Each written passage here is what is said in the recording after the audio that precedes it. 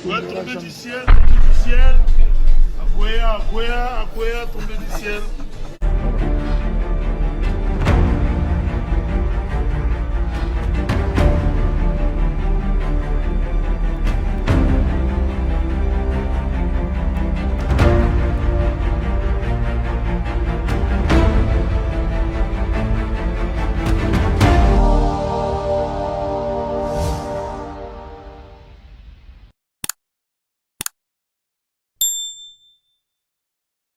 Responsabilité et à intensifier l'exécution des réformes et des chantiers. Mon ambition est d'accélérer l'achèvement de l'ensemble des infrastructures prioritaires d'ici 2026 pour que chaque territoire rural bénéficie pleinement et sans délai des dividendes de l'action publique. Dans un autre registre, nous avons décidé de repenser en profondeur le développement du monde rural. Pour la première fois depuis la création du ministère en 1977, une politique nationale de développement en milieu rural a été élaborée, assortie d'un plan de revitalisation des milieux ruraux et d'un schéma directeur des infrastructures de base, routes de desserte, eau, électricité, habitat, connectivité. Plusieurs programmes structurants sont en cours, entre autres le programme d'appui au développement rural, le PADER, financé sur ressources internes à hauteur de 772 millions de dollars pour aménager 11 423 km de routes de desserte agricole, baliser 11 432 km de voies navigables rurales, installer 385 mini-réseaux d'eau potable et accompagner plus de 435 000 petits exploitants et 300 000 maraîchers. Le volet rural du Programme national de développement agricole, appuyé par la Banque mondiale, pour réhabiliter plus de 3 000 km de routes semi-stabilisées, avec une perspective portée à 5 000 km grâce à la restructuration du programme. Le projet de renforcement des infrastructures socio-économiques, prise 2, financé par la Banque africaine de développement, qui a déjà permis la construction de bâtiments scolaires, de centres de santé, de bureaux publics et de châteaux d'eau dans plusieurs provinces du Grand Kasaï et du Grand Bandundu. Le projet d'appui au développement intégré de l'économie rurale, également avec la BAD, qui soutient la modernisation des filières de manioc et maïs et la réduction des disparités économiques entre villes et campagnes. Ces efforts convergent vers un même objectif, revitaliser nos campagnes, stabiliser les populations et réduire l'exode rural. Enfin, dans le secteur de l'urbanisme et de l'habitat, nous avons commencé à répondre aux urgences et à préparer l'avenir avec lucidité sur les défis persistants. À Kinshasa, je ne peux ignorer l'une des épreuves les plus visibles du quotidien, des embouteillages devenus monstres.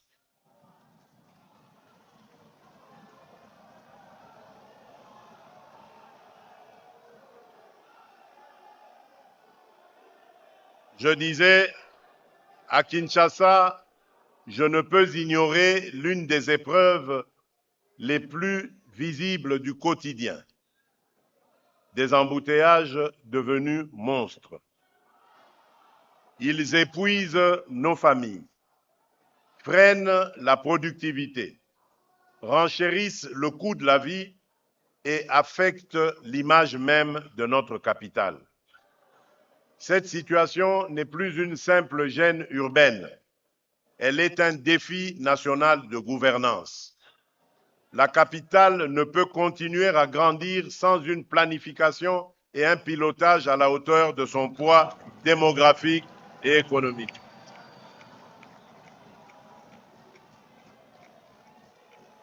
Elle appelle des décisions urgentes, coordonnées et courageuses, fondées sur une vision d'ensemble de la mobilité, de l'occupation du sol et du développement des pôles d'activité. J'évoquerai avec la même gravité l'ampleur du défi d'assainissement, l'insalubrité, l'obstruction des caniveaux,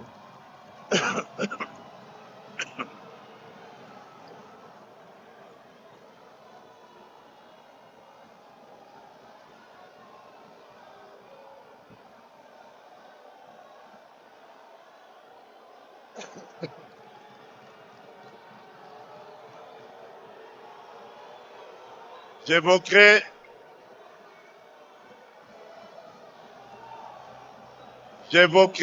avec la même gravité l'ampleur du défi d'assainissement, l'insalubrité,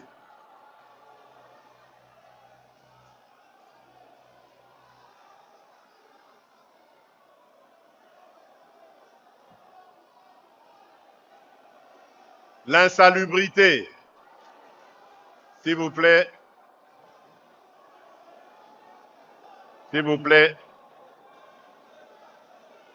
l'insalubrité, l'obstruction des caniveaux, la mauvaise gestion des déchets et la pression croissante sur les quartiers densément peuplés exposent nos populations à des risques sanitaires et environnementaux inacceptables.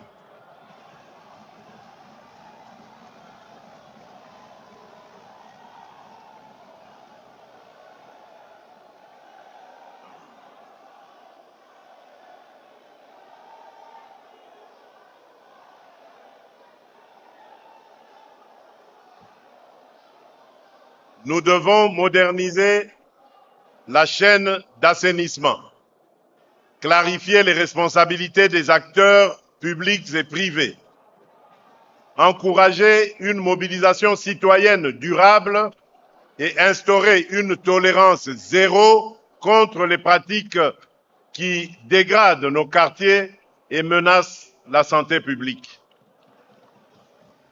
C'est dans cet esprit que s'inscrivent les décisions structurantes engagées pour désengorger, réorganiser et mieux planifier Kinshasa, tout en préparant la modernisation de nos grandes villes. Ainsi, le projet d'extension de la ville vers la cité industrielle de Maluku sur 430 km², dont une première phase de 75 km² entrera en exécution dès le premier trimestre 2026.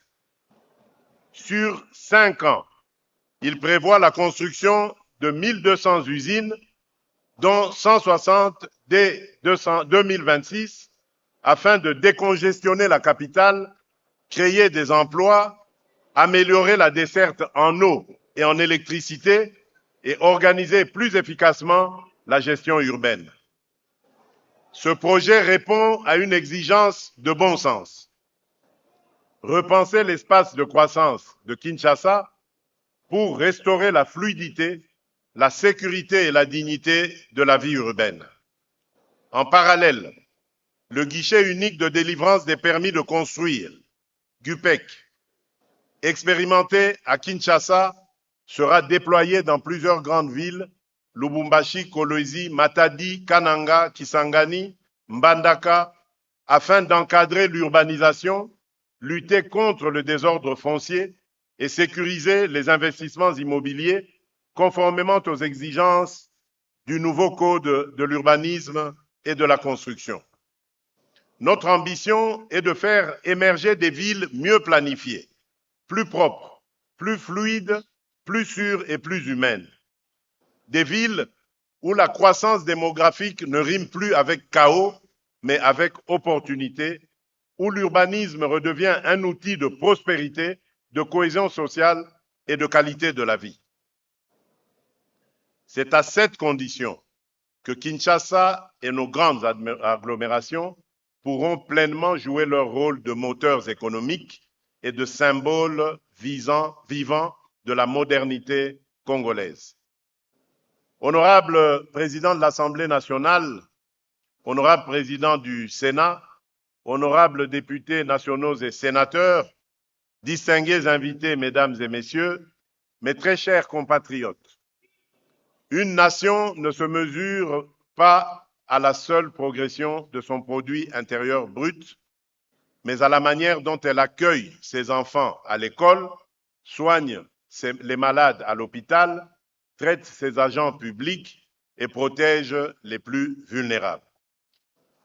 En dépit des défis et des dysfonctionnements structurels hérités de décennies de gouvernance défaillante, l'année 2025 a été pour notre système éducatif celle des réformes de fond et de l'exécution des engagements sociaux issus du dialogue d'août 2024 avec les organisations syndicales.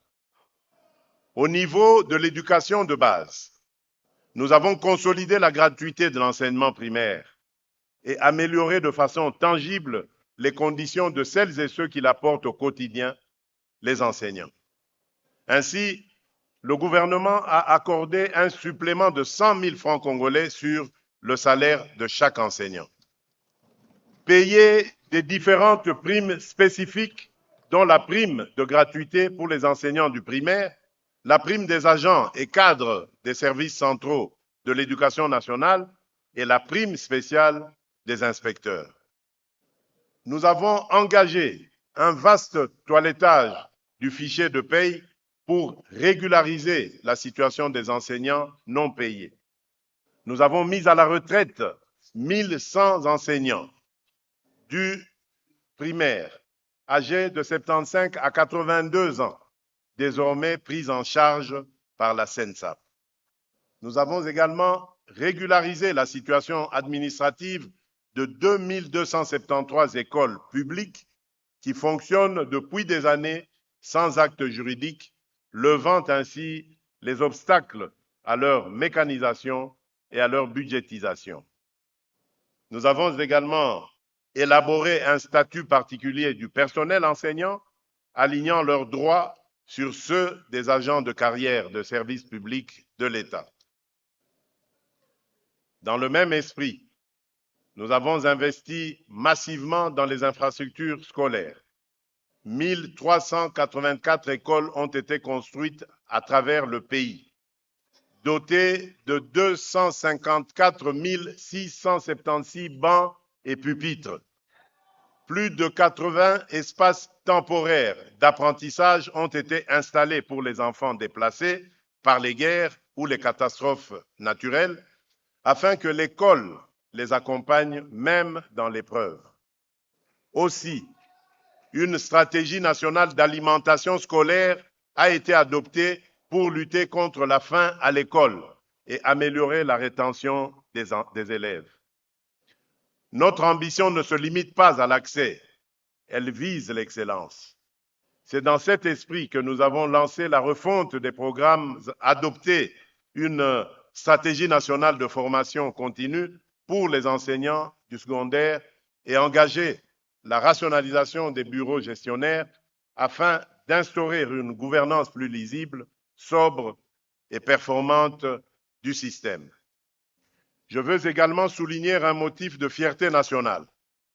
Notre pays est l'un des premiers en Afrique à avoir mis en place un système de correction de l'examen d'État basé sur les technologies modernes et l'intelligence artificielle, ainsi que le lancement du diplôme électronique sécurisé par la technologie blockchain, renforçant la fiabilité des résultats et la lutte contre la fraude documentaire et assurant aussi une meilleure reconnaissance internationale des diplômes.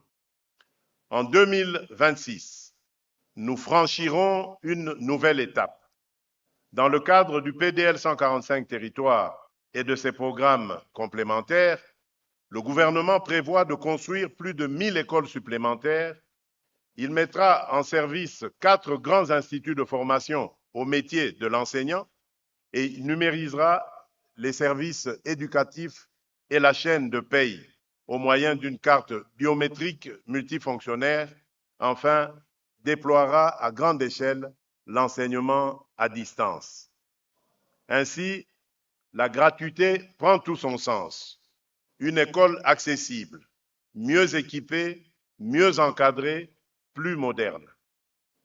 S'agissant de l'enseignement supérieur et universitaire, nous poursuivons un programme ambitieux de modernisation des infrastructures, de réforme académique et de digitalisation de la gouvernance.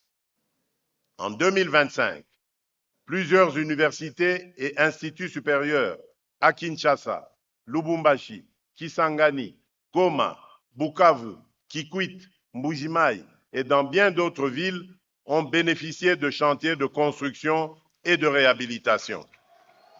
Bâtiments académiques,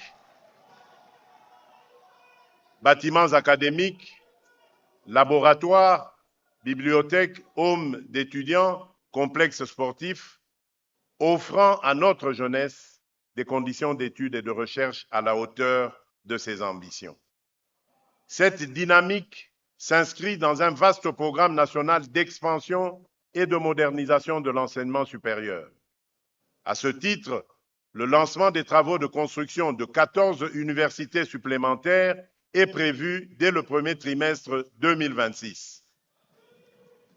Ces nouveaux établissements seront conçus à une échelle encore plus ambitieuse, avec des infrastructures plus vastes, plus fonctionnelles et pleinement adaptées aux exigences contemporaines de la formation, de la recherche et de l'innovation.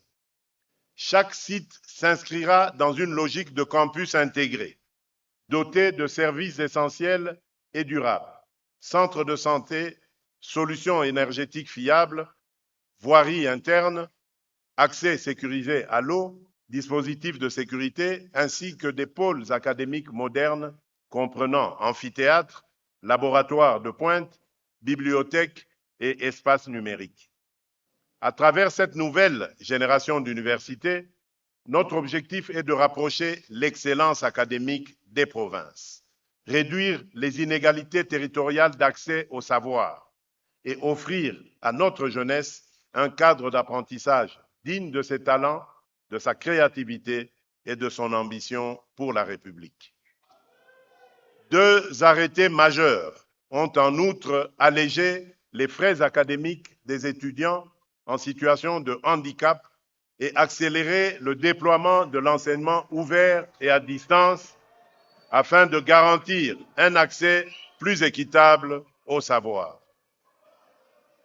Enfin, dans le domaine de la santé et de la recherche nucléaire, des avancées décisives sont engagées avec la structuration d'un projet stratégique de création d'un centre de cancérologie, d'une radiopharmacie nucléaire et d'une école supérieure dédiée. Conduit en partenariat avec l'Agence internationale de l'énergie atomique et le fonds OPEP, ce programme, en 2 phases, doit démarrer en 2026 et traduit notre engagement résolu dans la lutte contre le cancer et le développement de la recherche nucléaire appliquée. Mes très chers compatriotes, alors que la voix de la République démocratique du Congo s'affirme comme celle d'un partenaire crédible, un défi demeure central: développer le capital humain et combattre le chômage structurel. En 2025, le secteur de la formation professionnelle s'est résolument mobilisé en posant des fondations juridiques, réglementaires et opérationnelles solides pour une approche orientée vers l'employabilité, la certification et les besoins prioritaires du pays, à travers notamment la ratification de la Convention de l'UNESCO sur l'enseignement et la formation technique et professionnelle, ouvrant la voie à des standards reconnus et une coopération renforcée, l'adoption des modalités d'élaboration des normes nationales de qualité, référentiels et homologation des programmes débouchant sur la création, une première dans notre pays, du répertoire national des formateurs de leurs modalités d'exercice, le déploiement du cahier de l'apprenant qui harmonise le suivi des apprentissages, l'identification des apprenants, la traçabilité du fonctionnement des établissements. Pardon.